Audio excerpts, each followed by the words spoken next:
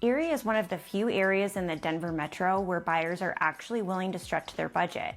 And once you spend a little time here, it makes sense why. But that doesn't mean that it's right for everyone. Hey guys, welcome back to the Rogne Homes channel. I'm Kristen Rogne. And if you've been looking anywhere north of Denver, chances are Erie has popped up on your radar. But here's the thing, Erie is not the cheapest option. In fact, in a lot of cases, buyers are actually spending more to live here compared to other places like Thornton or Brighton. So today I want to break this down in a real way, not just the pros and cons, but why people are choosing Erie, what you're actually paying for, and whether it's worth it for your lifestyle and long-term goals. First, let's talk about where Erie actually sits, because this matters more than people think, and I know we've said this in other videos before, but geography matters. You're positioned between Denver and Boulder. So depending on where you work, you've got roughly 30 to 40 minutes to Denver and 20 to 30 minutes to Boulder. And for a lot of buyers, this flexibility is a huge win. But it also means your experience here can look very different depending on your commute. Now let's address the elephant in the room, price. Erie is typically more expensive than nearby areas, and right now you're generally seeing median home prices sitting somewhere between that $700,000 to $800,000 range, depending on the neighborhood. So the question becomes why? And the answer isn't just because of the homes themselves, it's everything that comes with them. One thing that really stands out about Erie is the type of community you're buying into. The median household income here is around $150,000 to $160,000 a year. And over half of the population holds a bachelor's degree or higher. So what that creates is a community that tends to be very family oriented, highly educated, and focused on long-term home ownership. And you can feel that just by driving through the neighborhoods, being in the parks, and seeing how well everything is maintained. Schools are also a big driver here, and not just for families.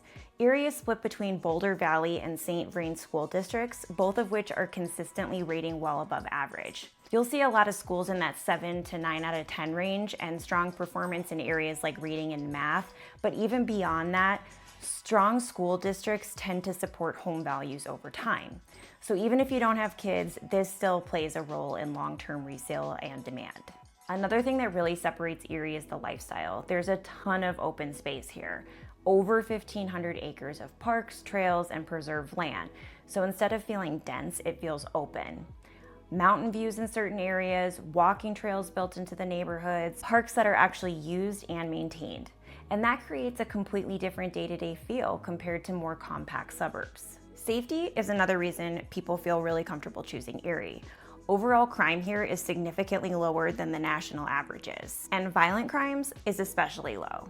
So for buyers who are prioritizing stability, long-term living, and raising a family, this becomes a bigger factor. You're also going to notice a lot of newer construction here. So what that means is more modern layouts, open floor plans, updated finishes, and generally less maintenance up front. But that's also part of why the price point is higher. Erie is still growing, and that's part of the appeal. The population here has been steadily increasing, and with that comes new development, more amenities, and continued demand. So for a lot of buyers, this isn't just about where they want to live today, it's about where they see their long-term value.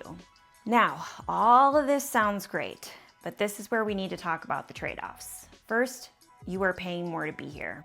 So if your budget is tighter, you may feel limited in your options compared to other areas. Second is the commute. On paper, it doesn't always look bad, but if you're going into Denver every day, that drive can start to add up. And we've talked about this with those northern suburbs. It's just something you have to consider. And third, it's a newer area. So you're not getting as many historic homes, mature trees, or that older neighborhood charm. It's cleaner, newer, and more structured, which some people love, but others don't. So who Erie is perfect for? Erie is a great fit if you want a strong community feel, newer homes, good schools, open space, and long-term value. And especially if you're okay with being a little outside of the city to get all of that. Who it's not for, if you're looking for walkability, nightlife, quick access to downtown Denver, or a lower price point, you're probably going to feel better in a different area. At the end of the day, Erie isn't just about the house, it's about the lifestyle that it comes with. And that's why you'll see buyers choose it. even at that higher price point. And if you're trying to figure out whether Erie actually fits your lifestyle, budget, or long-term goals, that's exactly what we help our clients with every day. Thanks for watching, and if you found this video valuable, be sure to like, share, and subscribe so you get the Tuesday content. Thanks again for watching, and remember, with Rogne Homes, we help your dreams find their address.